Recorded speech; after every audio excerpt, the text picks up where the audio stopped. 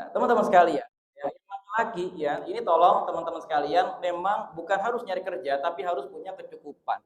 Dan kecukupan itu datang dari dua hal, ya. Yang pertama rasa syukur, itu udah jelas. Dan implementasi rasa syukur itu berhubungan dengan yang kedua, yaitu manajemen keuangan yang baik. Teman-teman jangan kebanyakan baca meme-meme post yang mengatakan bahwa manajemen keuangan hanya bisa dilakukan oleh mereka yang punya uang. Enggak, itu salah. Ya. Manajemen keuangan bisa dilakukan oleh mereka yang punya aset, bukan yang punya uang. Apa aset kita? Kalau kita nggak punya uang, aset kita apa? Tubuh, waktu, kesehatan, sahabat, dan bahkan nomor kontak orang yang ada di handphone kita adalah sebuah aset. Kebayang nggak? Contoh, teman-teman siapa yang di sini jualan online via WhatsApp? Ada?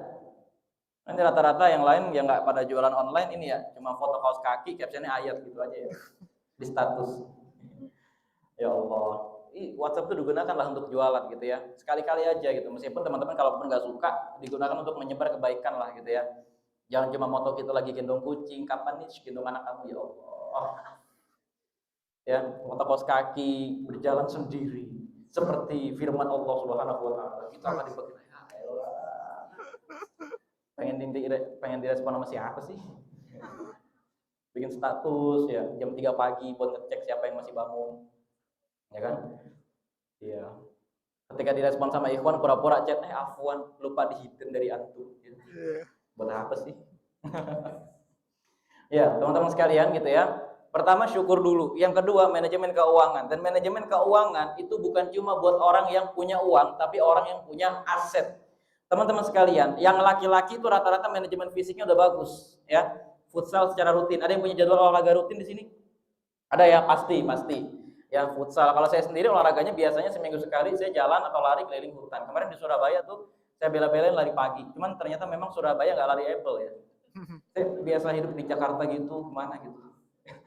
Lari di kawasan Sudirman. Atau kalau di Depok tuh enak, masih banyak hutan.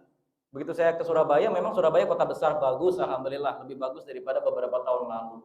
Tapi memang belum didesain agar orang jalan kaki dan lari di kotanya, ya kan? Nggak kayak di Jakarta. Di Jakarta udah enak, kita naik sepeda juga enak, jalan kaki ya nggak enak sih. Tapi ya udah ada jalurnya lah gitu ya, trotoar gede-gede, ya kan? Bahkan kalau kita jalan kaki, misal mau sit up, push up, mau jatuh dulu enak juga jalanannya, gitu ya. Kalau di Surabaya belum, gitu ya. Nah, teman-teman sekalian, yang laki-laki mungkin rata-rata sudah punya jadwal olahraga. Itu aset fisiknya bagus. Tapi manajemen keuangan dalam hal manajemen waktu. Ingat, waktu adalah uang, itu bukan cuma peribahasa kosong. Itu juga orang Islam harus mengamalkan itu. Karena apa? Misalnya, teman-teman main game 20 menit dengan teman-teman bisa fokus promosi satu jualan aja selama 20 menit. Enakan mana hasilnya kira-kira? Itu namanya manajemen keuangan. Teman-teman sadar nggak punya uang, maka jangan scroll Instagram. Tawarkan sesuatu di media sosial kita, kontak satu orang untuk menjual sesuatu kepada dia, atau cari lowongan pekerjaan selama waktu kira-kira setengah jam yang teman-teman gunakan untuk scroll media sosial, ya lihat-lihat TikTok, video-video marjan, ya. Tahu istilah itu? Video sirup marjan? Ya, ada yang tahu gitu, bahaya itu kebanyakan. Ya, atau teman-teman sekalian yang 30 menit itu yang biasanya teman-teman cuma manfaatkan untuk menonton video-video bajakan anime gitu ya. Ya ini hari Minggu waktunya munculnya One Piece. Ya. Ya. Dan seterusnya gitu ya. Atau teman-teman nonton Boruto hanya untuk menghinanya. Ya kan? Ya, gitulah ya teman-teman sekalian. Ternyata itu bisa kita gunakan untuk apa? Untuk menawarkan sesuatu. Atau teman-teman bisa gunakan itu untuk belajar satu skill baru. Ini berasa banget. Ya, saya ya di masa pandemi kemarin itu belajar satu skill baru. Skill apa itu? Skill optimasi media sosial dan skill belajar Canva. Simple banget. Ya, simple. Saya nggak bisa gambar. Maksudnya nggak bisa gambar menggunakan teknologi digital dan lain sebagainya. Cuman saya challenge ya. Istri saya ikut kelas gambar yang pakai aplikasi. Saya nggak ikut kelas, akan tetapi maksimalkan 1 jam saya harus ngoprek Canva. Ya, meskipun akhirnya kami berdua sekarang tidak ekspor, tapi minimal untuk konten nanti, untuk jualan, bikin pesan, nyebarin poster, itu kami sudah bisa. Ya. Nah, bulan-bulan ini saya dan istri saya berdua-dua itu sedang mempelajari bagaimana cara beriklan dan efeknya kepada media sosial. Ya, untuk akun saya pribadi misalnya, saya kemarin eksperimen, gitu ya. Kalau ada satu postingan saya pakai iklan dengan tidak pakai iklan, ternyata efektif mana? Ternyata sama aja. Ya, ternyata sama aja. Itu ilmu baru dan ilmu ini belum tentu relevan buat akun Instagram teman-teman sekalian. Karena apa? Makanya harus dicoba. Ya, teman-teman nggak bisa dagang, belum pernah berdagang. Oke, nggak apa-apa, itu skill baru, pelajari aja skill baru. Caranya gimana? Iseng ngambil barang dari siapa gitu ya, coba sini aneh jualin deh. Barangnya tahan lama aja dulu, ya. Yang tahan lama misalnya apa? Ya gelas gitu ya, aksesoris, pernak-pernik, buku, alat elektronik gitu ya. Tawarkan, itu skill baru yang bermanfaat sekali buat laki-laki. Teman-teman sekalian, saya itu banyak mengamati kawan-kawan saya sendiri, yang baik itu kawan-kawan maupun orang-orang yang di kajian kayak gini ketemu langsung dengan saya, yang bicara mengenai cara mereka survive, cara mereka bertahan di masa pandemi, sehingga rumah tangga mereka itu bisa rumah tangga yang utuh di masa pandemi itu rata-rata adalah rumah tangga yang tidak mengalami goncangan terlalu keras di masalah ekonomi. Kenapa bisa begitu? Karena ternyata begitu suaminya kena PHK atau begitu bisnis mereka menurun karena pandemi, misalnya tadinya biasa jualan di sektor makanan ya. Saya kerja di kantor pemerintahan, ada data dari BPS Jakarta. Sektor akomodasi makan dan minum DKI Jakarta itu hancur 86%. Sehingga kalau teman-teman tadinya biasa melayani 100 order dalam sebulan, ini tinggal 14 order dalam sebulan. Bayangin. Jadi kalau teman-teman biasa bertahan dengan gaji 5 juta sebulan dari catering yang teman-teman jalankan, ini sekarang tiba-tiba tinggal 700.000. Coba bayangin. Bayangin. Ya. Oke, kalau teman-teman punya surat izin gitu ya, UMK segala macam, ada bantuan dari pemerintah. Akan tetapi kalau teman-teman tidak punya itu, atau misalnya karena tinggal di Bekasi dan Depok, tidak mendapatkan bantuan dari Pemprov DKI Jakarta, habis. Ternyata rumah tangga yang survive itu mereka punya lebih dari satu skill untuk mencari penghidupan. Kebayang nggak?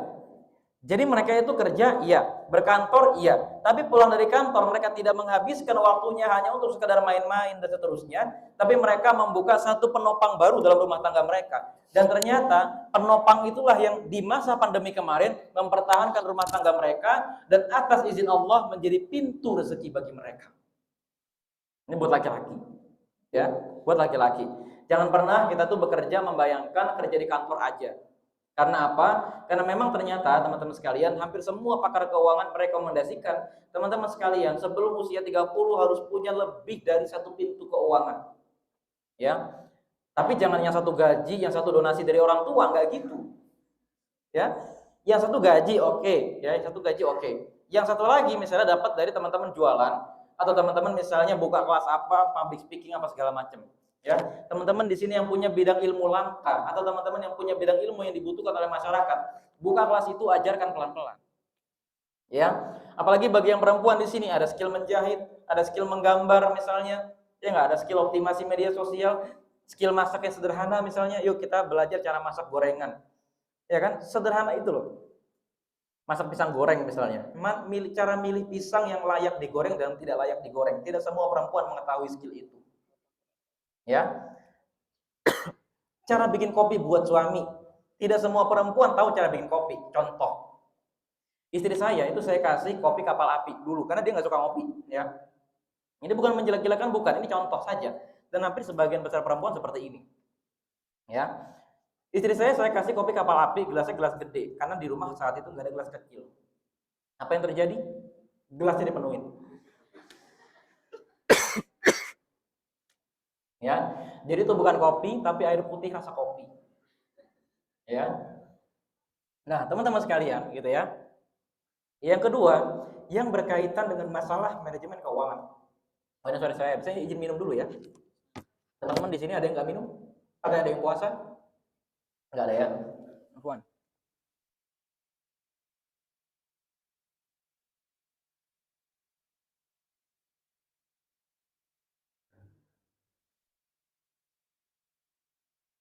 Jadi memang semalam itu kita kan naik mobil gitu ya. Kayaknya di depan kita itu truknya itu koplingnya itu bocor atau gimana ya, rusak. Sehingga baunya itu masuk ke dalam mobil gitu loh. Dan itu membuat kayak napas kita tuh sesak. Akhirnya gara-gara bau seperti itu, mobil kita buka sekalian kan jendelanya, malah tambah bau. Ya sudahlah ya. Nah, teman-teman sekalian gitu ya. Skill yang kedua adalah mengatur porsi-porsi pengeluaran. Yang mana porsi-porsi pengeluaran ini itu ternyata tidak mesti bagi orang yang gajinya di atas 5 juta atau gajinya di atas UMR. Karena apa? Ini teman-teman sekalian, ini ternyata berguna untuk menghafal pola pengeluaran. Saya setelah beberapa kali mempelajari pola dalam hidup saya dan juga mempelajari pola dari diskusi dengan teman-teman saya gitu ya. Ternyata makan, minum dan ongkos, pengeluaran wajib dalam rumah tangga, pengeluaran primer itu 40% dari seluruh gaji maksimal. Ya. Atau kalau mau dimaksimalin lagi, itu maksimal 50%. Ya. Teman-teman punya uang 1 juta, udah 500.000 aja yang bisa digunakan untuk makan dan ongkos. Loh, Bang, nggak cukup. Oke, kalau nggak cukup resign. Cari tempat kerja lain yang cukup. Resign itu nggak dosa. Ya, resign itu nggak haram. Karena apa? Bayangin kalau teman-teman kerja dari jam 8 sampai jam 8 lagi, tapi gajinya itu sangat rendah. Itu resign aja. Ya, apalagi bagi yang muslimah, kerja dari pagi sampai sore, tapi hak-hak kita sebagai muslimah nggak dikasih. Resign aja, karena yang ngasih rezeki itu Allah, bukan tempat kerja kita. Ya. Nah, 30% dari itu gunakan untuk keperluan sekunder. Contohnya apa? Ini yang nggak pernah dipikirin sama perempuan. Kalau kita punya motor, selalu sisihkan 30% pendapatan kita untuk ganti oli, ganti rem, merawat rantai, dan ganti busi. Ya, kalau perempuan itu bawa motor aja. Begitu rusak yang disalahkan seisi rumah. Papa sih nggak pernah bengkelin, nggak pernah servis.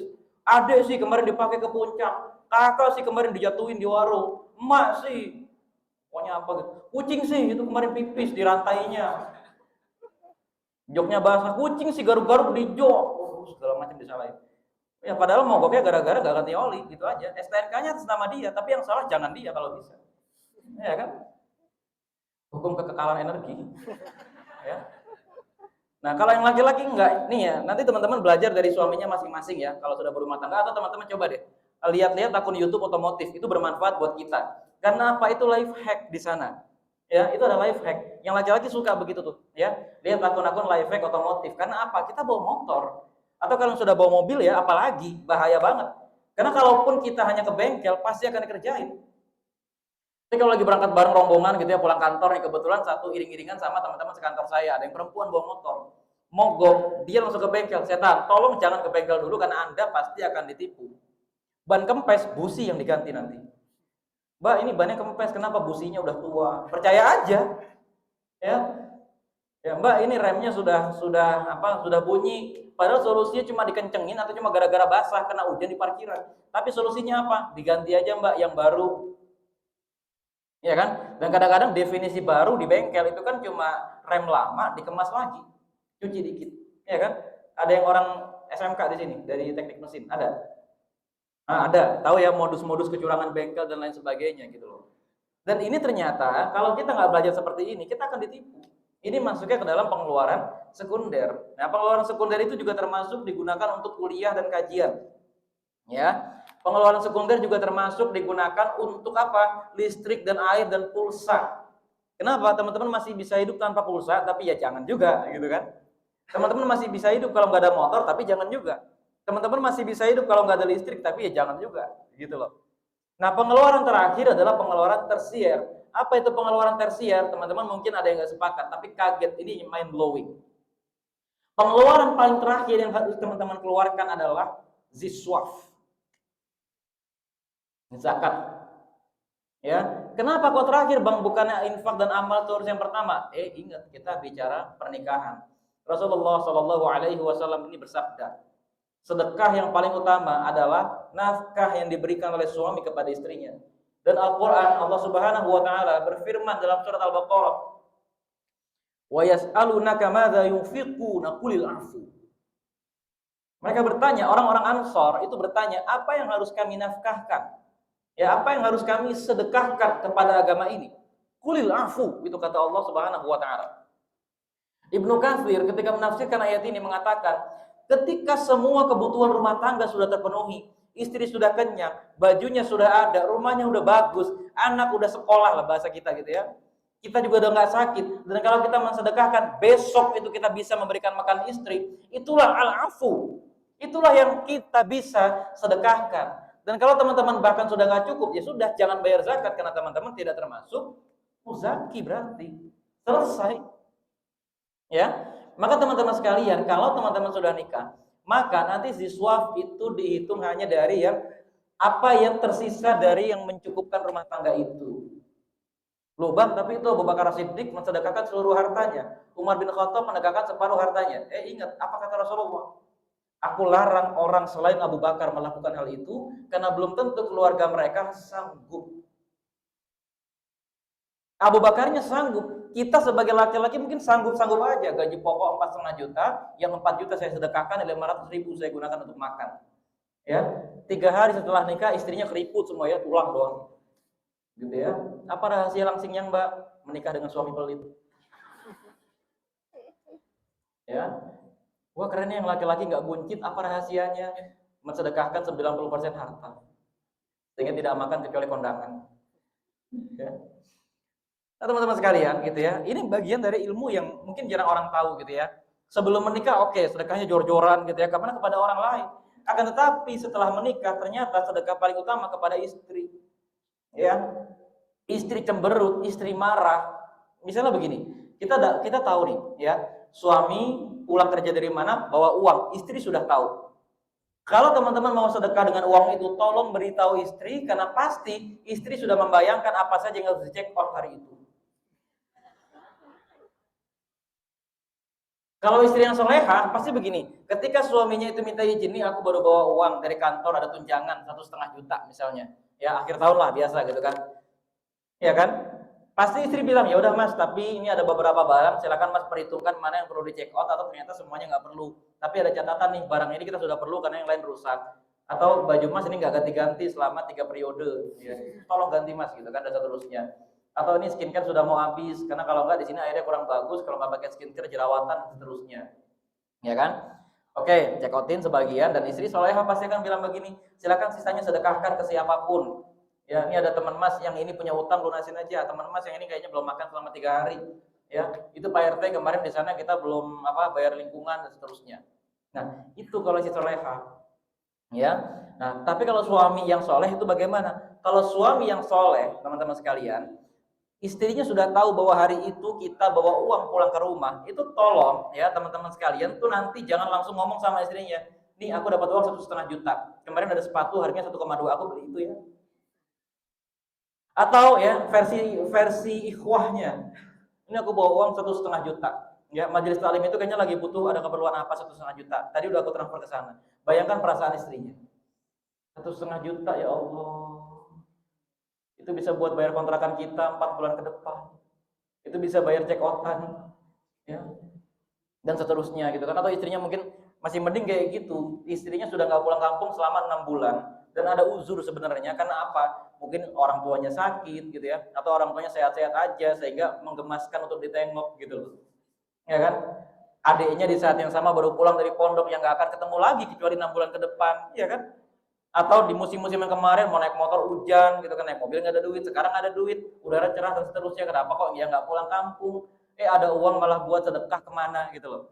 Makanya sedekah yang paling utama kata Rasulullah itu kepada keluarganya, karena kelanggengan rumah tangga itu bukan cuma dari suami kaya, akan tetapi juga dari suami yang pengertian untuk peka menghadapi kebutuhan istrinya tadi. Ya, makanya istri itu juga jangan keseringan ya menginstal all shop. Itu bisa merusak rumah tangga. Ya, bayangin ya, harusnya sebelum tidur suami istri pillow talk gitu ya, ngomongin, gimana cara kita membebaskan Palestina? Hafalan kamu sekarang berapa? Hafalanku sekarang segini. Ustadz ini besok ada kajian di sini. Gimana kalau ke depan kita nanti bangun rumah begini begini begini. Tapi pillow talk itu dirusak dengan istri yang tiba-tiba buka handphone, mas ini ada 300-an cek outan yang belum di, nah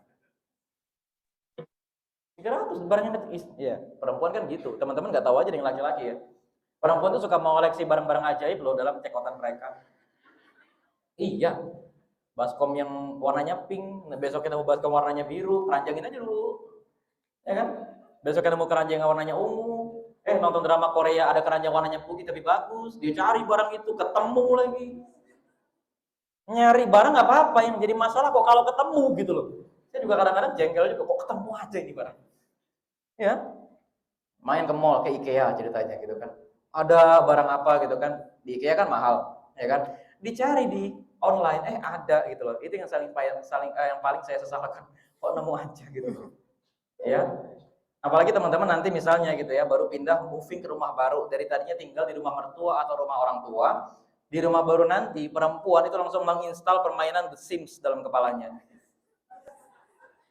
Masa aku mau nanti sebelah sini ada wallpaper, sebelah sini tempat kita ngonten, sebelah sini meja makan, sebelah sini dapur, dek ntar dulu ruangannya cuma satu. Ini kita masih petakan kamar mandi aja bareng-bareng sama orang luar, gitu. Ya kan? Itu loh ya teman-teman sekalian. Jadi bukan cuma saat langsung nikah cepet buru-buru, nggak gitu. Nah, yang kedua ya teman-teman sekalian, ini bahasan tadi sudah cukup ya kira-kira persoalan keuangan. Yang kedua, kalau teman-teman tadi di sini sudah ada yang sudah menyelesaikan buku saya, 3 atau 4 bab di awal, saya cerita tentang apa sih di buku saya itu? Masalah awareness atau kepedulian kepada kesehatan jiwa. Masalah tazkiyatun nafas.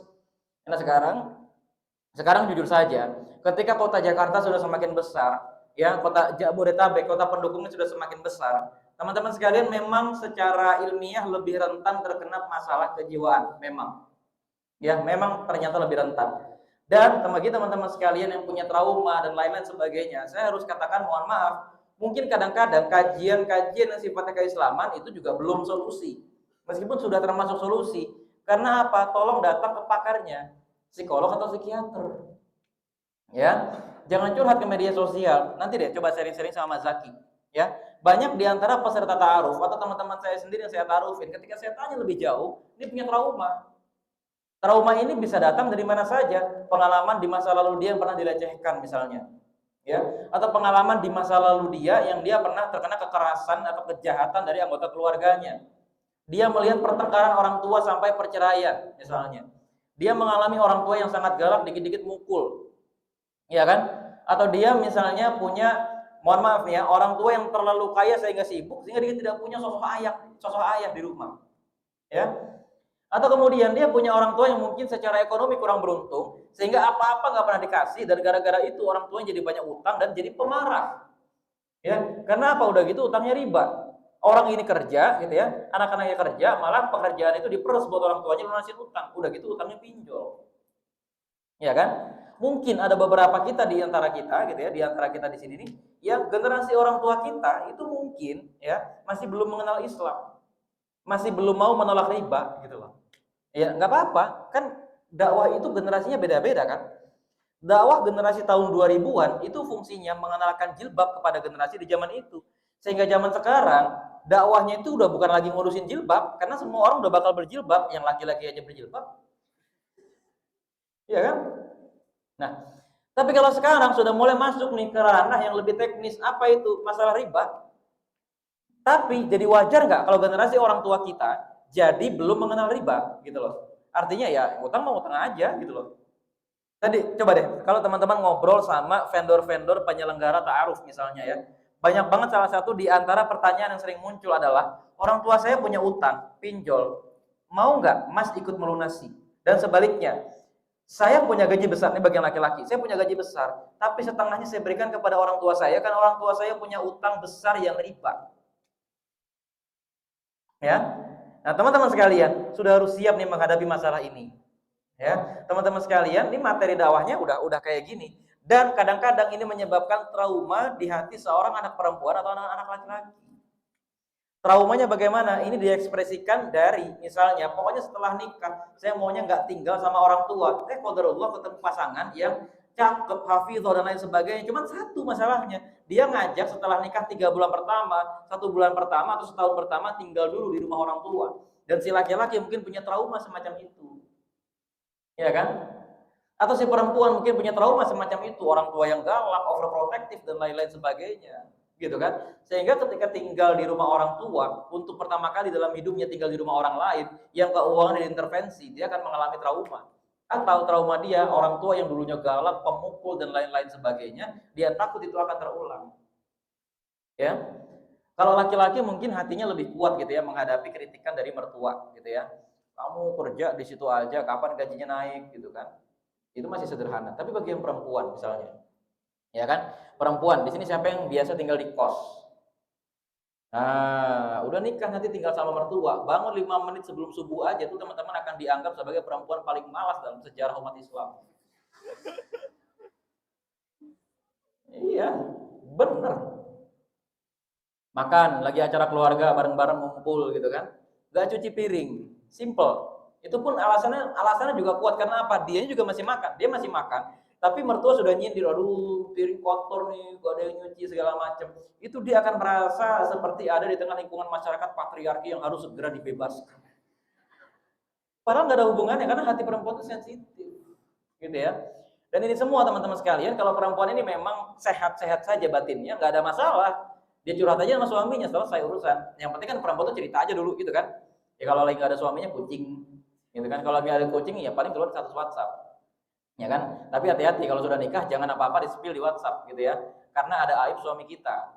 Yang laki-laki juga begitu, jangan apa-apa diceritain di WhatsApp. Kadang cerita konyol bersama istri misalnya gitu. Ya, jangan diceritakan. Karena apa? Itu adalah bagian dari rahasia istri juga. Belum tentu istri nanti ridho atau yang kedua bisa jadi orang lain menganalisisnya lain gitu. Ya kan? Saya misalnya, saya selalu ngupload itu foto makan saya sama teman-teman saya di kantor. Lalu mereka menganggap, "Bang, itu ente nggak pernah ngajak istri ente makan bareng apa?" Ya emang harus di muka ente ngeliatinnya. Terus aneh makan bareng, dia diundang gitu kan. Ayo nih, saya tunjukkan bagaimana saya dengan istri saya makan. Nggak gitu kan? Atau misalnya, kalau orang lihat Instagram saya, pasti kelihatan apa? Saya jalan-jalan. Minggu lalu saya di Banda Aceh. Ya kan? Sekarang ini kemarin saya dari 4 kota di Jawa Timur. Minggu depan ini tanggal hari Kamis saya berangkat ke Manokwari. Minggu depannya lagi itu saya berangkat ke Pekanbaru dan minggu depannya lagi saya berangkat ke Palangkaraya. Ya kan? Kalau orang cuma lihat di media sosial, pasti orang akan menganggap, "Bang, itu jalan-jalan mulu, istri nggak diajak." Ya kan? Padahal itu ada yang perjalanan dinas di kantor, ada yang perjalanan saya dibiayain sama panitia di sana dan seterusnya. Dan yang 4 hari saya di rumah saya nggak upload di media sosial. Karena apa? Bukan konsumsi kalian yang jomblo-jomblo itu kan? Kan gitu, ya kan? Memang teman-teman sekalian, kalau ada orang yang punya masalah dengan mental tadi, gitu ya, tolong jangan buru-buru dulu. Karena apa? Karena resikonya berat. Resikonya apa? Bisa jadi nanti terjadi perceraian. Karena mungkin suami yang masih temperamental. Maka suami nih, tolong teman-teman sekalian calon suami, jujur kepada diri sendiri. Kalau marah suka mukul apa enggak? Indikasinya bagaimana? Sikap teman-teman kepada binatang kayak apa? Kasar enggak? Sikap teman-teman kepada adik kasar enggak? Kalau marah teriak enggak? Lagi olahraga kesenggol dikit gampang kesulut enggak?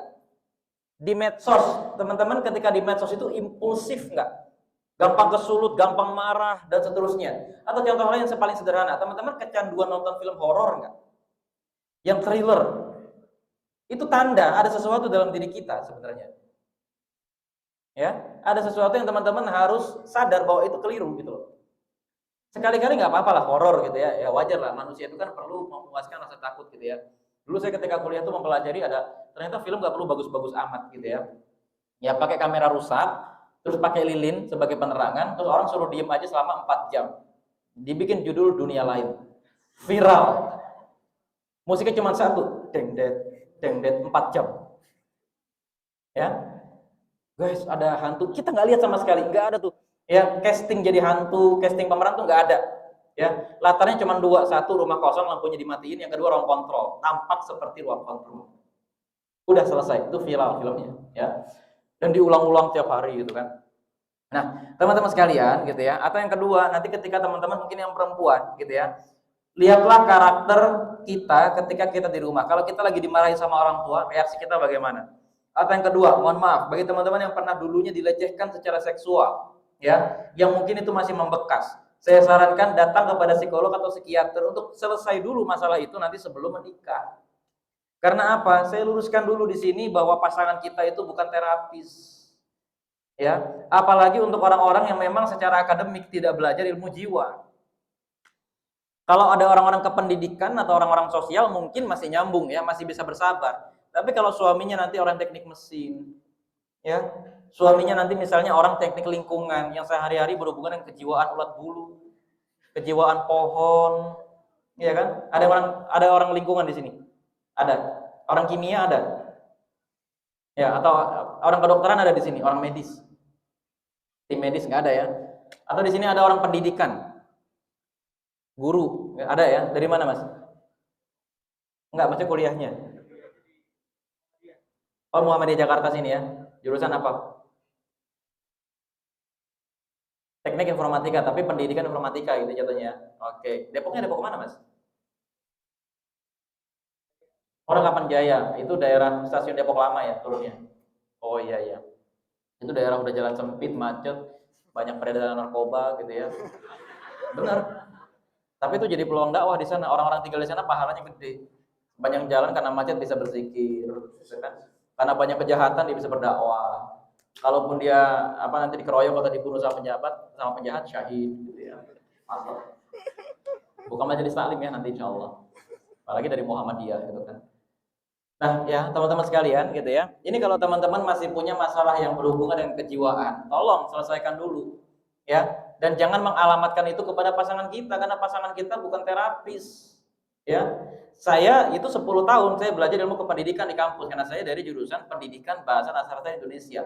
Saya lanjut lagi di jurusan Penyiaran Islam. Saya dapat mata kuliah psikologi selama 4 semester. Ya, psikologi pendidikan, psikologi perkembangan dan lain sebagainya. Dan ini kepake ketika saya mendidik anak gitu loh. Saya udah tahu anak umur 0 tahun diapain, umur 1 tahun diapain dan seterusnya. Akan tetapi saya membayangkan, oh iya juga ya. Saya baru tahu gitu loh. Saya baru ngeh. Kalau saya tidak pernah mengalami ilmu-ilmu ini di kampus, maka saya mungkin akan menjadi ayah yang arogan. Mungkin saya akan menjadi suami yang pemarah atau mungkin saya akan menjadi orang yang tidak mau mendengar. Karena skill utama dari guru itu apa sih? Skill utama guru itu bukan menyampaikan tapi mendengar. Ya enggak? Sebelum ngajar dia ngapain? Asesmen. Nih anak ini orang tuanya kaya sehingga dia kesepian. Cara ngajar buat dia itu kalau bisa jangan teks, tapi dikasih video, kasih film. Anak ini kalau ngajar kasih dia buku. Anak ini kalau ngajar kita harus ngomong sama dia. Anak ini kalau ngajar kita harus nyontoin di bukunya, tulis di bukunya, jangan di papan tulisnya aja. Guru itu yang begitu. Tapi orang yang bukan guru nggak gitu. Misalnya orang terbiasa bekerja di kantor atau orang terbiasa bekerja di bidang elektronika misalnya. Ya, bukan ngajarnya ya, tapi kerjanya memang di bidang elektronika, nyambung kabel, masang kabel, putusin kabel, gitu ya, naikin tarif listrik, bukan? Ya, ya misalnya begitu. Ini pasti reaksinya ketika menghadapi pertengkaran rumah tangga jadi lain, ya. Apalagi kalau misalnya ya suami yang bekerja di bidang permesinan lagi megang obeng, ya lagi betulin motornya gitu kan, megang gerindra, gitu kan. Marah-marah coba gimana? Lagi marah-marah megang obeng, tangan kanannya megang gergaji mesin gitu kan. Siapa tadi yang teriak-teriak nyebut nama saya? Hah? Ya kan? Yang istri juga begitu. Ya, makanya teman-teman sekalian kenali diri sendiri. Sepemarah apa sih kita? Semudah apa sih kita mengeluh di media sosial? Ya. Semudah apa sih kita menganggap sesuatu itu sebagai masalah gitu loh. Nah, kira-kira itu ya teman-teman sekalian biar set ya, biar sisanya kita diskusi kali ya biar lebih panjang lagi. Jadi sebenarnya karena saya jarang banget punya pengalaman ta'arufin orang gitu ya, tapi yang lebih banyak nih pasti Mas Zaki. Ya, tapi yang satu yang tidak punya oleh Mas Zaki menta'arufkan dirinya sendiri ini belum. Ya. Saya udah gitu, saya sudah punya pengalaman menta'arufkan diri saya sendiri dan jadi lagi. Ya. Itu ya kira-kira Mas Arul. Saya kembalikan kepada Mas Arul dan mari kita diskusi. Assalamualaikum warahmatullahi wabarakatuh. Waalaikumsalam warahmatullahi wabarakatuh. Masya Allah.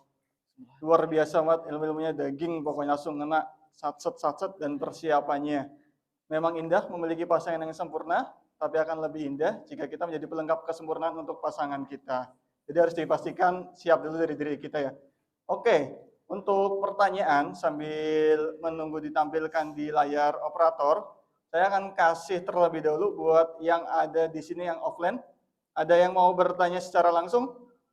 Masya Allah, langsung yang di belakang. Ya, silahkan Kak. Malah yang di belakang ya? Iya. Iya makanya. Oh, kayaknya sound systemnya itu lebih jelas di belakang memang biasanya.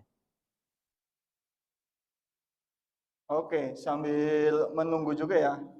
Teman-teman, tenang aja. Kita sebagai panitia juga merasakan keresahan buat teman-teman, apalagi udah di jam-jam kritis.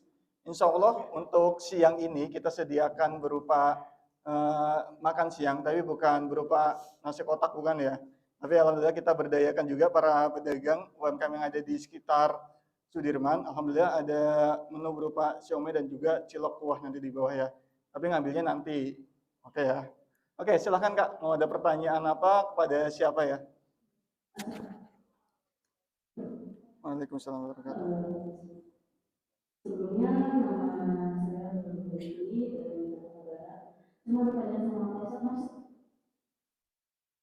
Iya, gimana Kak? Saya mau bertanya, saya sebelumnya sudah pernah nikah di tahun 2019. Dalam proses perjodohannya, juga di tahun dalam proses ta'aruf ada pembelajaran dia trauma sama anak menyembuhkan secara banget batin belajar juga ikut tadi dan selama 3 tahun gitu. Solusinya gimana cara menyembuhkan trauma itu gimana? Terima kasih. Assalamualaikum. Waalaikumsalam. Jadi Afwan Kak tadi posisinya sudah pernah ta'aruf ya? Atau sudah menikah? Oh, batal ta'aruf. Oh, berarti intinya untuk trauma ya selama 3 tahun itu ya? Seperti itu ya Kak ya? Oke, langsung ke gurunya, Ustaz Amar sama Ustaz Zaki. Oke ya, ini menarik gitu ya untuk yang sudah pernah menikah. Ini pelajaran juga nih teman-teman buat yang belum menikah atau yang sudah menikah tapi pernikahannya mungkin masih ongoing gitu ya. Dan mudah-mudahan selalu ongoing. Pertama teman-teman sekalian, mari kita sama-sama realistis dulu. Bahwa Rasulullah Shallallahu Alaihi Wasallam saja pernah konflik kok dengan istrinya, ya kan? Dan konflik inilah yang kemudian dituliskan dalam buku yang indah sekali oleh kakeknya Pak Anies Baswedan. Ya, judulnya Rumah Tangga Rasulullah karangan Pak A.R. Baswedan. Saya punya bukunya. Saya baca dalam sekali memang pembahasannya. Dan konflik itu juga pernah menyebabkan Rasulullah Shallallahu Alaihi Wasallam mau menceraikan Maria Al-Qibtiyah dan mau menceraikan, bahkan sudah keluar kata-kata talak untuk Sayyidah Hafsah bin Umar bin Khattab. Nah, ya, dan bahkan ya teman, ini buat yang jomblo-jomblo dulu ya sebelum saya jawab pertanyaannya. Biar apa? Biar yang jomblo-jomblo ini realistis dulu pikirannya. Oh, jalur ta'aruf kok masih bisa begitu, atau misalnya kok bukannya kalau kita tuh udah soleh, udah solehah gitu ya nanti Allah sendiri yang menjaga. Sahabat Rasulullah Zubair bin Awam dengan Asma binti Abu Bakar tuh cerai. Zubair bin Awam itu sepupunya Rasulullah. Asma binti Abu Bakar itu ya anaknya Abu Bakar, orang kedua setelah Rasulullah gitu loh. Itu juga masih bisa cerai kok. Anak-anaknya Ali bin Abi Thalib radhiyallahu anhu, Hasan bin Ali misalnya, ya, itu berulang kali kawin dan cerai. Akan tetapi itu bukan aib sama sekali. Karena apa? Ya namanya menikah dengan perceraian itu biasa. Bahkan Allah membencinya. Iya, Allah memang membenci itu. Akan tetapi rekan-rekan sekalian, itulah sebabnya kebencian Allah itu, gitu ya, kita gunakan sebagai pemacu untuk tidak menyebabkan perceraian. Tapi yang kedua, mengapa dihalalkan? Karena memang ada kalanya harus terjadi. Mengapa harus terjadi? Untuk mempertahankan kesehatan mental, untuk mempertahankan keimanan, dan untuk membuat teman-teman tujuan peradabannya itu bisa lebih berjalan lagi. Nah, bagaimana cara menghilangkan trauma atas itu? Ya, pertama ya teman-teman sekalian, hadapi dan selesaikan masalah yang terjadi setelah itu dan tolong jangan menghilang, jangan lari. Bagi yang laki-laki maupun bagi yang perempuan. Ya. Yang kedua, rekan-rekan sekalian, datangi majelis-majelis ilmu tapi yang ada hubungannya dengan manajemen pernikahan. Karena apa? Untuk memberikan otokritik kepada diri kita, introspeksi kepada diri kita. Sebenarnya di episode kemarin pernikahan itu apa sih yang salah dari diri kita, dan diri kita juga harus terbuka dulu. Yang kedua, bagaimana cara menghilangkan trauma secara lebih mendalam lagi? Kalau yang misalnya traumanya begitu mendalam, ya, silakan teman-teman tuliskan saja sebagai sebuah file, ya. Atau yang kedua, silakan teman-teman ceritakan kepada orang yang di luar sistem itu. Ya, tapi teman-teman hormati, karena kalau cerita sama orang tua, pasti teman-teman akan dijudge. Kalau teman-teman cerita sama teman yang kenal, wah juga pasti akan dijudge, ya kan? Pasti teman-teman akan dibela secara berlebihan, dan mantan kita nanti akan dihujat habis-habisan. Begitu juga dengan mantan kita kalau cerita ke temannya. Kita akan dihujat habis-habisan, dia akan dibela habis-habisan. Karena dua orang yang sedang bertengkar dalam urusan rumah tangga, meskipun belum bercerai, pasti akan menghilangkan kebaikan pasangannya dalam cerita yang dia sajikan. Pasti.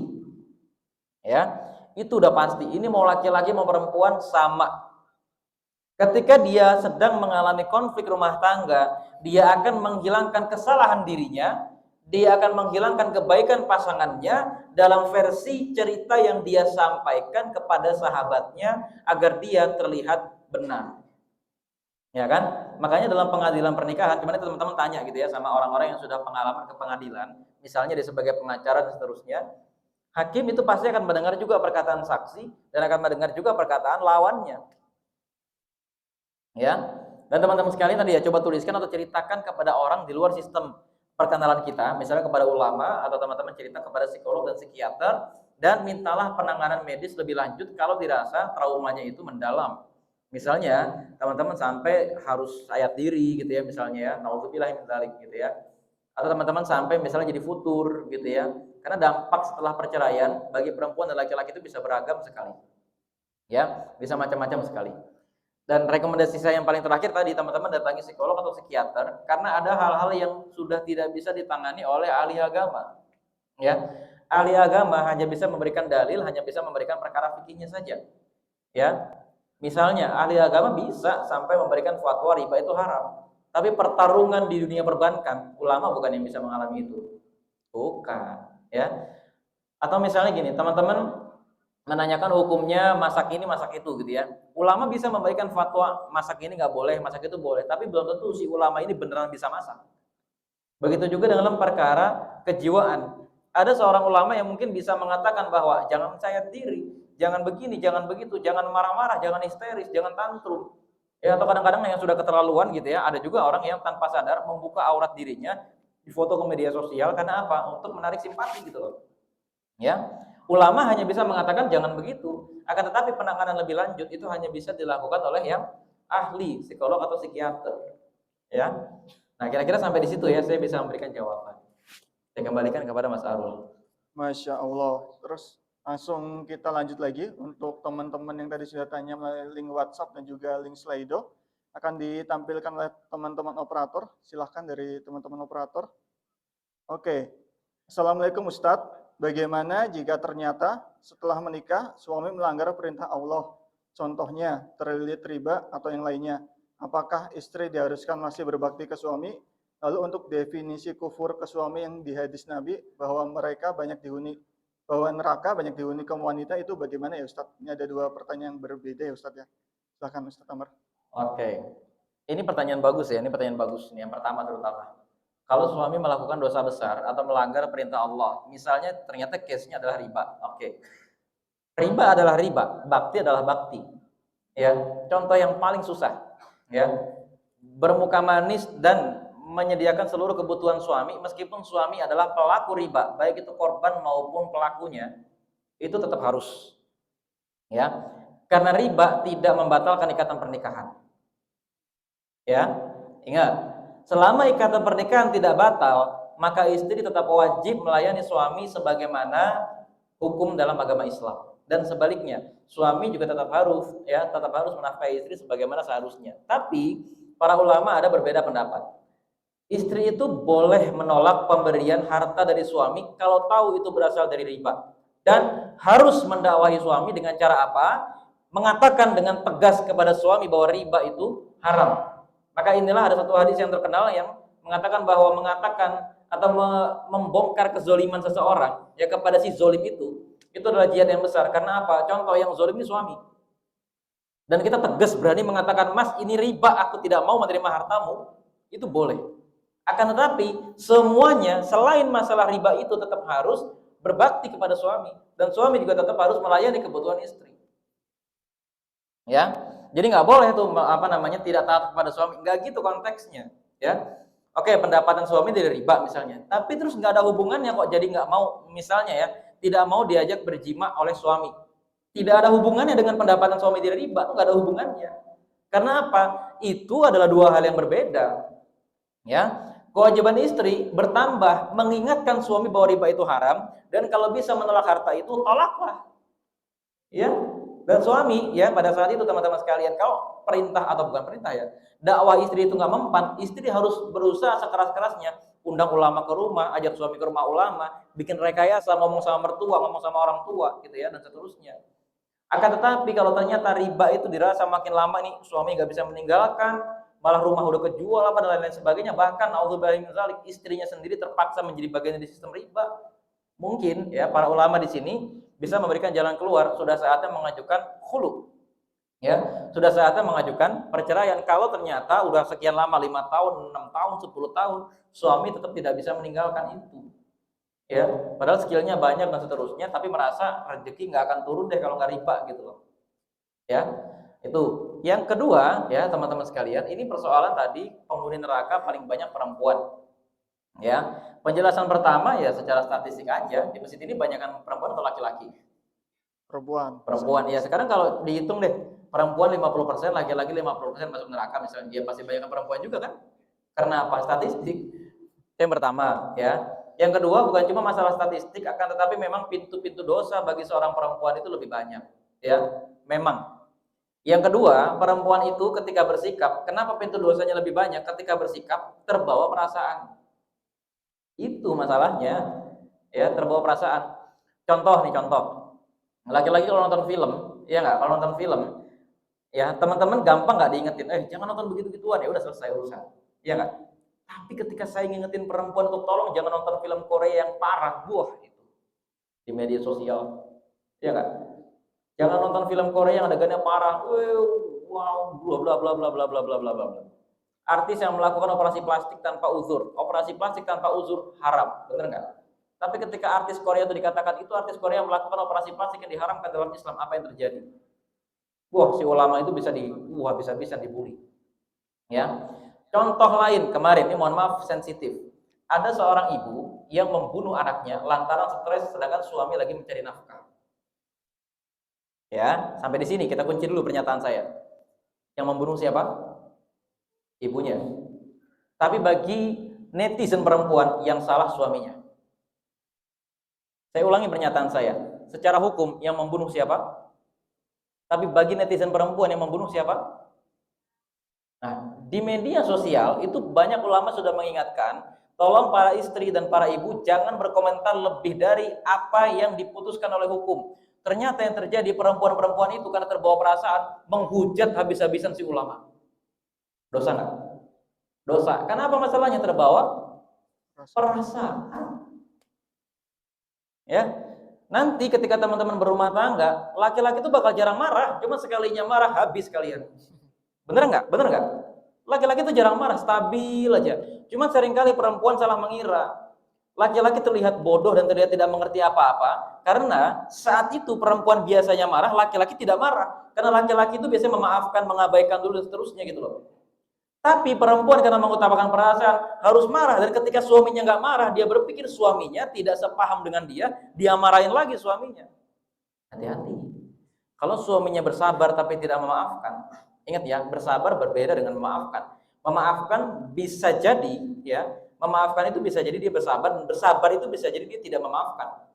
Ya, bersabar itu bisa jadi suami tidak memaafkan tapi terlihat suaminya tuh hanya mentaati Allah. Ya, mentaati Allah dalam artian istrinya marah, bawel segala macam, tetap tampilkan wajah yang lembut, tetap menafkahi dan seterusnya. Tapi mungkin suaminya baper, tidak memaafkan, sehingga di hari kiamat nanti, ya Allah, aku sudah menjalankan kewajibanku sebagai suami sebaik-baiknya, tapi istriku selalu bermuka masam, rumah berantakan, tidak mau mengasuh anak dengan alasan child free, kebanyakan medsosan dan seterusnya. Ya kan? Aku serahkan hisabnya padamu, oleh Allah ditimbang secara objektif, misalnya begitu. Ya, dan yang misalnya lebih agak susah lagi misalnya ya, masalah aurat. Coba saya tanya nih, laki-laki habis nonton atau baca scroll Instagram sama scroll TikTok, langsung pengen berpakaian seperti orang-orang di TikTok nggak? Enggak, ya enggak? Lihat mode terbaru, lihat sepatu terbaru misalnya, lihat baju rombeng-rombeng dipakai sama artis 17 juta harganya, langsung pengen nggak? Tapi kalau perempuan gimana? Ada baju bagus, tapi kebuka tuh auratnya, ya. Ada baju bagus tapi kebuka auratnya. Atau contoh yang paling gampang misalnya, Ya sama teman-temannya mungkin diajak ke air terjun dan lain-lain sebagainya gitu kan. Makanya kemarin saya bikin postingan sindiran tuh kan, rambut saya panjang tuh kan. Saya foto gitu kan, saya upload di media sosial. Nah, teman saya ada yang bilang, "Bang, ente kayak akhwat lagi jalan-jalan terus merasa nggak ada yang kenal, akhirnya buka jilbab di tempat wisata." Gitu ya. Ada yang pernah lihat fenomena seperti itu? Ada mungkin sebagian ya. Nah, itu aja kan sudah bisa menjadi dosa.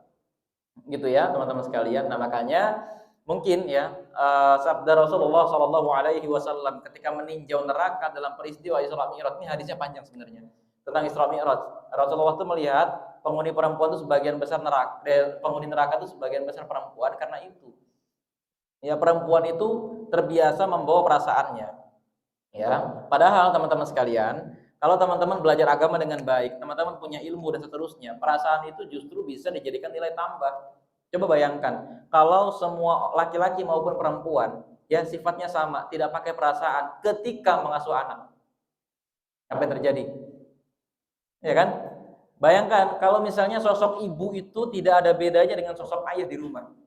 Apa yang terjadi pada kejiwaan sang anak? Maka sifat perempuan yang membawa perasaan itu adalah satu kelebihan yang lain ketika bicara masalah pengasuhan.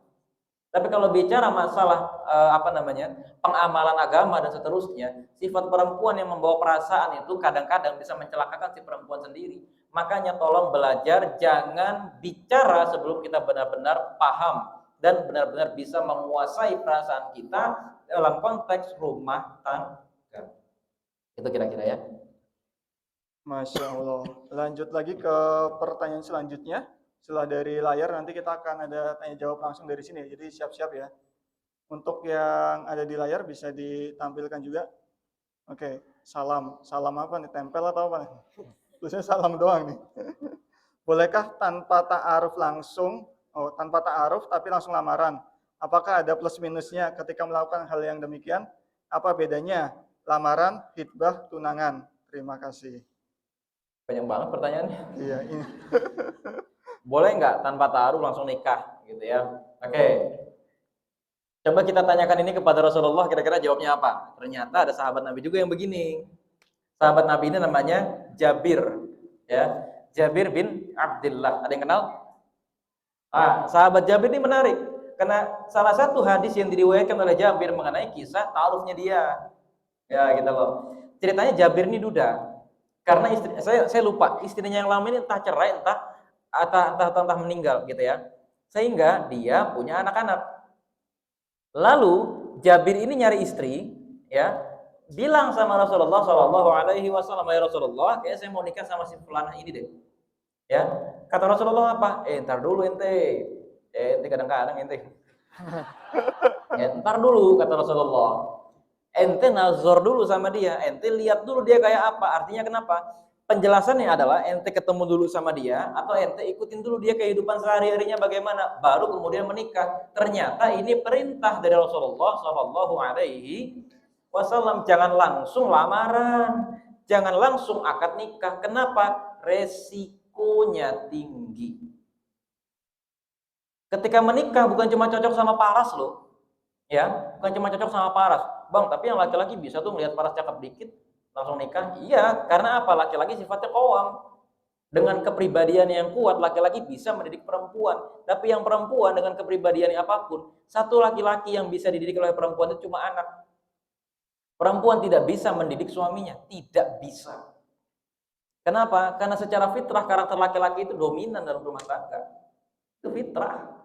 Ya, makanya teman-teman jangan sok pahlawan dalam tanda kutip ya, dalam tanda kutip. Nggak apa-apa lah dia nggak soleh, gitu kan, masih ngerokok, gitu kan, masih menyetujui kenaikan BBM dan lain sebagainya. Nanti aku dengan ilmu agamaku, dengan merobikku, dengan jamaah kawan-kawanku yang banyak akan mengubah suamiku. Hoax.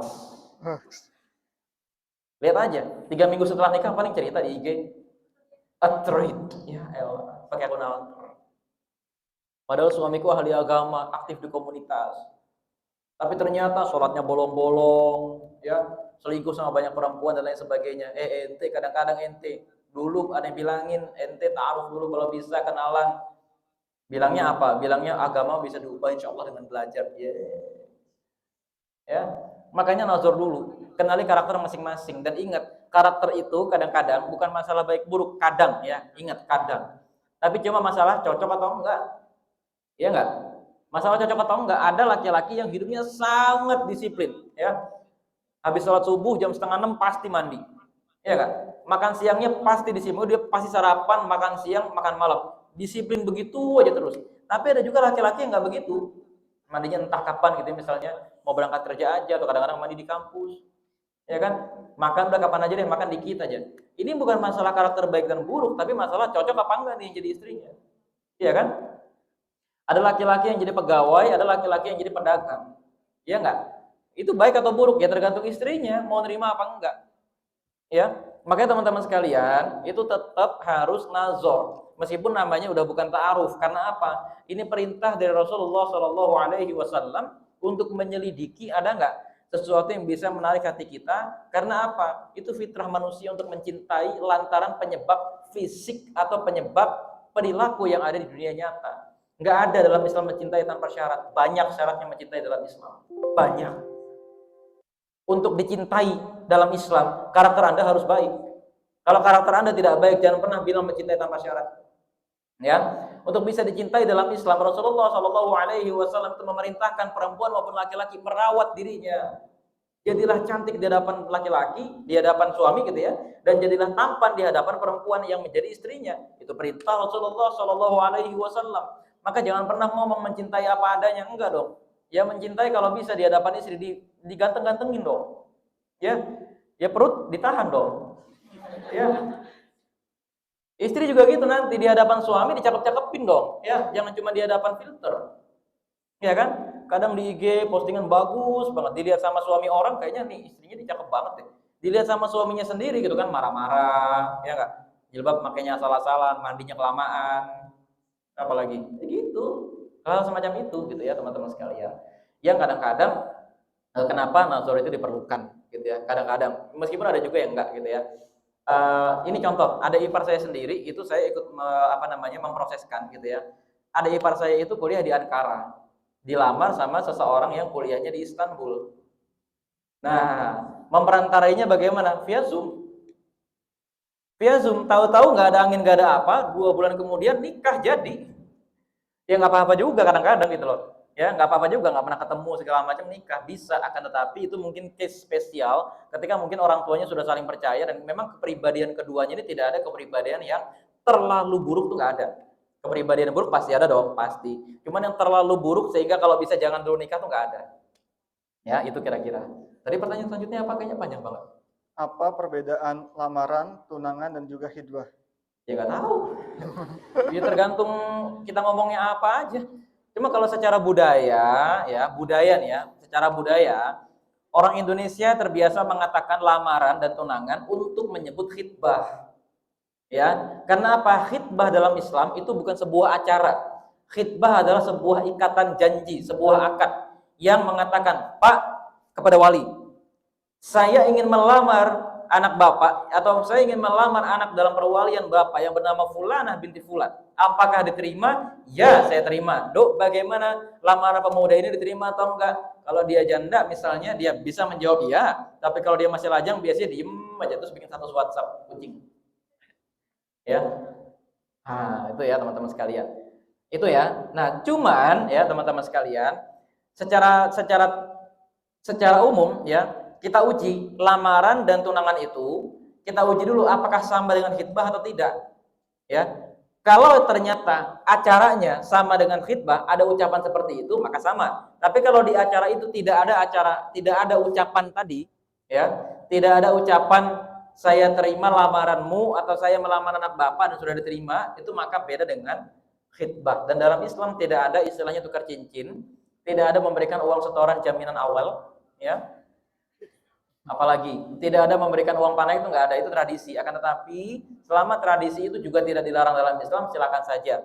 Ya, rahasiakanlah khidbah. Jangan kemudian ketika sudah khidbah, ketika sudah lamaran, bikin balon-balon yang ada tulisannya R dan A, B dan C, Z dan M, N dan O. Nggak ada kayak gitu ya. Nah, atau juga teman-teman kemudian saling foto cincin kanan kiri, nggak usah begitu. Ya. Itu bertentangan dengan syariat Islam. Kenapa khitbah itu kalau bisa dirahasiakan? Kenapa dirahasiakan? Salah satu hikmahnya adalah menghindari godaan setan yang membisikkan kepada hati lawan jenis kita untuk merusak khitbah itu. Ya.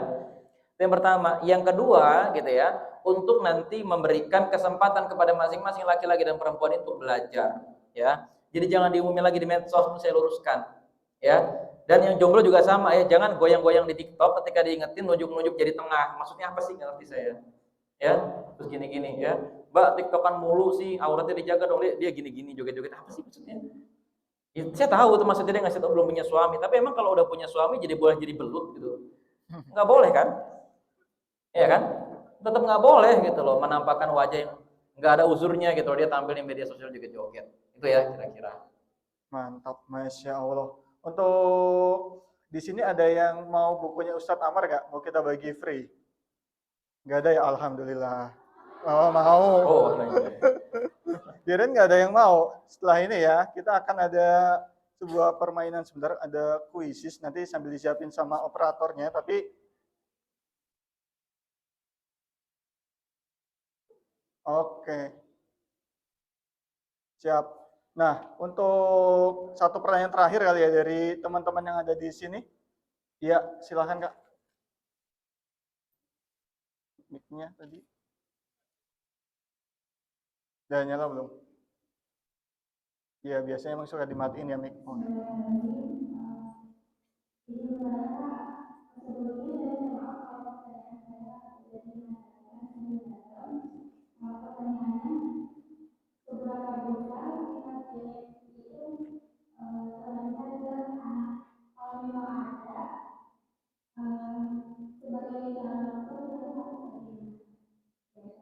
Seberapa besar apa?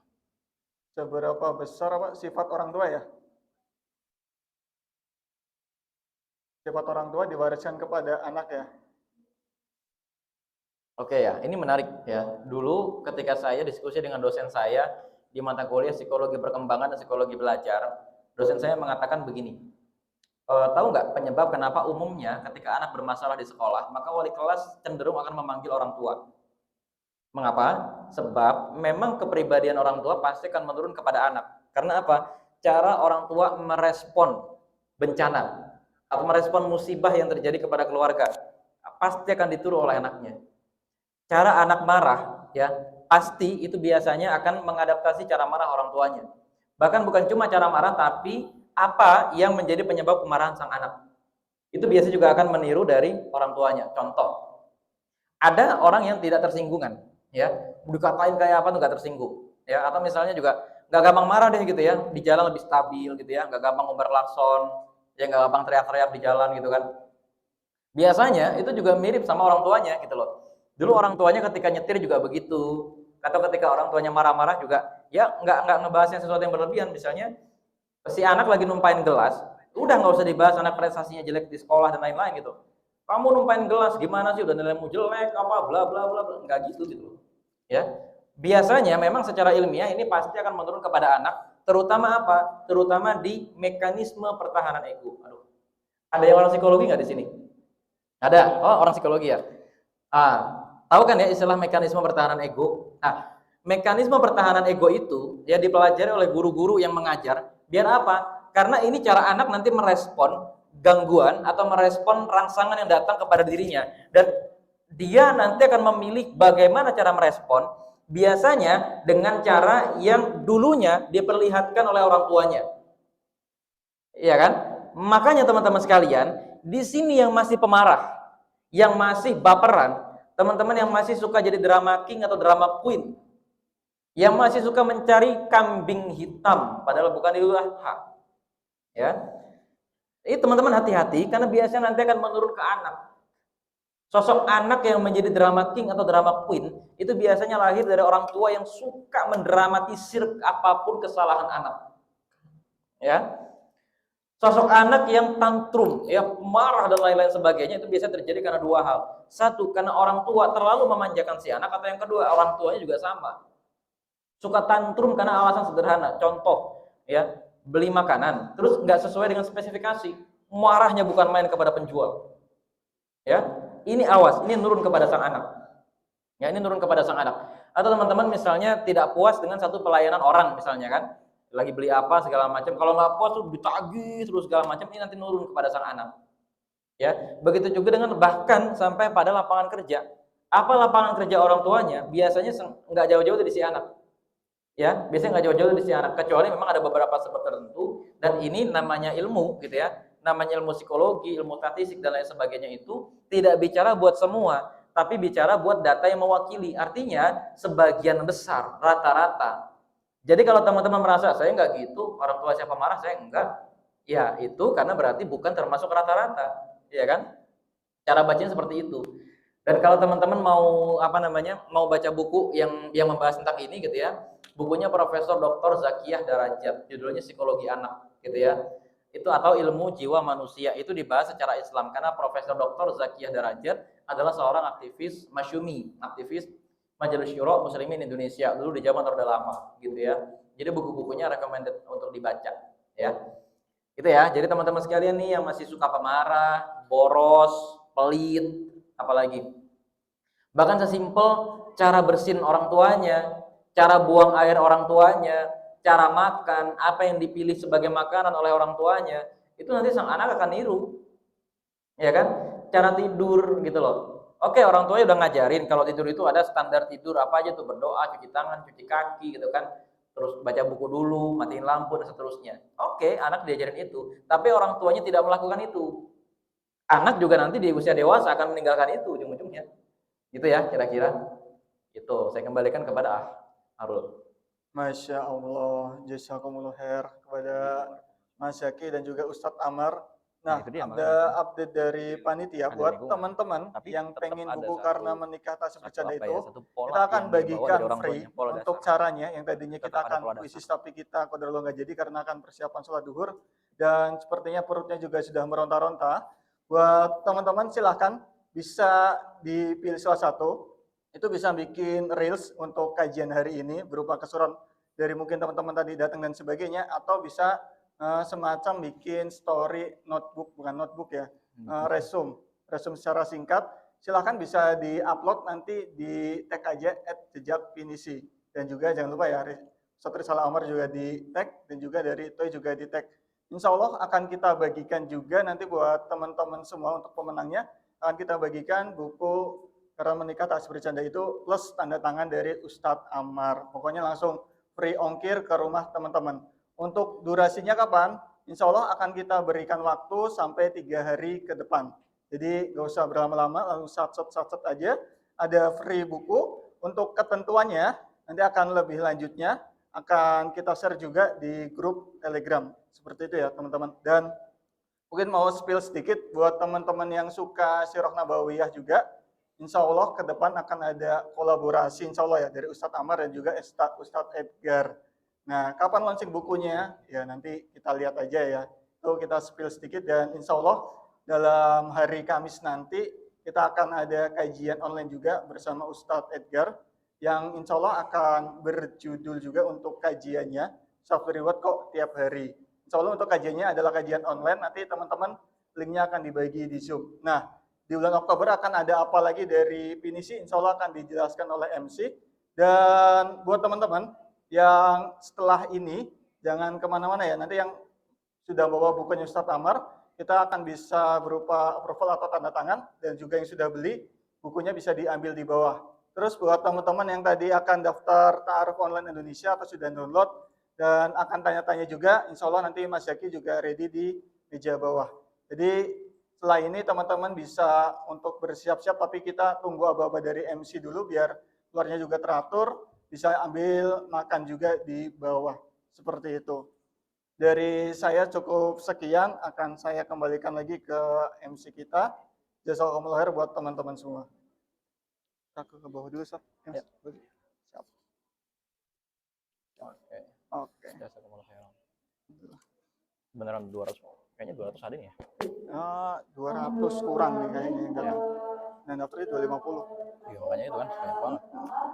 Dan insya Allah setelah ini kita tadi sudah diinfokan ya terkait ada snack siang. Kakak-kakak bisa diambil untuk snack siangnya di bawah ya, di meja konsumsi.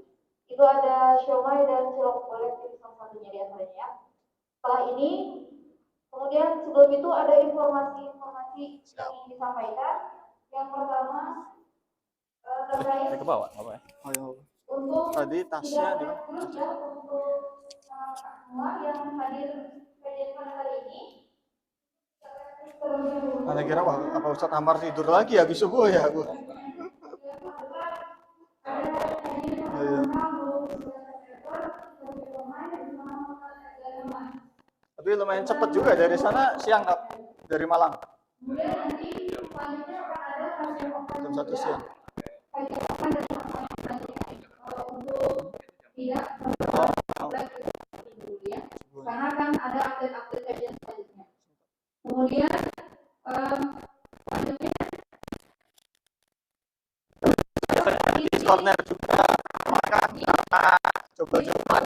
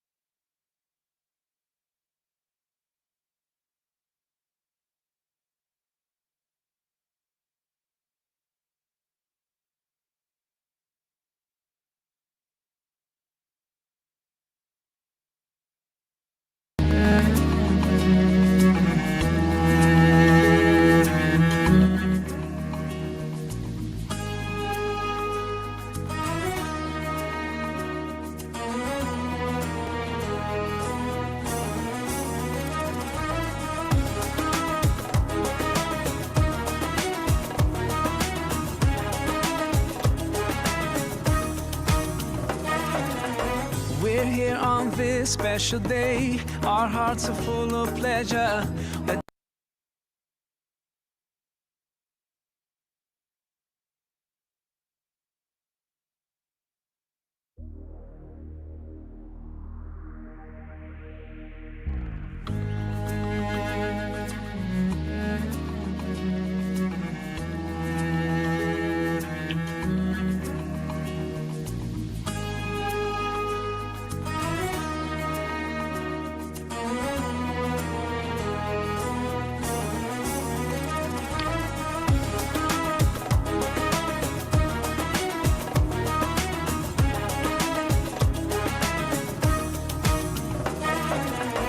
We're here on this special day. Our hearts are full of pleasure. A day that brings the two of you close together. We're gathered here to celebrate a moment you'll always treasure. We ask Allah to make your love last